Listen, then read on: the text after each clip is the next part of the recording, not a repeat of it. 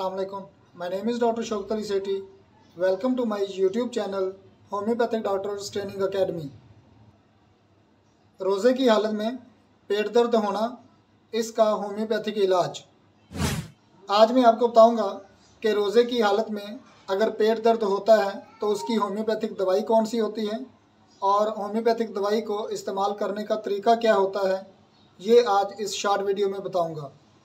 रोज़े की हालत में यानी पेट खाली होता है तो ऐसी सूरत हाल में अगर पेट में दर्द हो और उसको दबाने से आराम आए तो इसकी दवाई पेट्रोलियम होती है। इस दवाई को इस्तेमाल करने के बाद काफ़ी अफाका हो जाता है। दूसरी सूरत में रोज़े की हालत में पेट दर्द होता है लेकिन इस पेट दर्द में मरोड़ उठने जैसा एहसास होता है, यानी ग्रिपिंग आफ्टर ईटिंग महसूस हो, तो इसकी दवाई जिंकम मेटेलिकम होती है। अब मैं आपको बताता हूँ कि होम्योपैथिक दवाई आपने रोज़े की हालत में कैसे इस्तेमाल करनी है।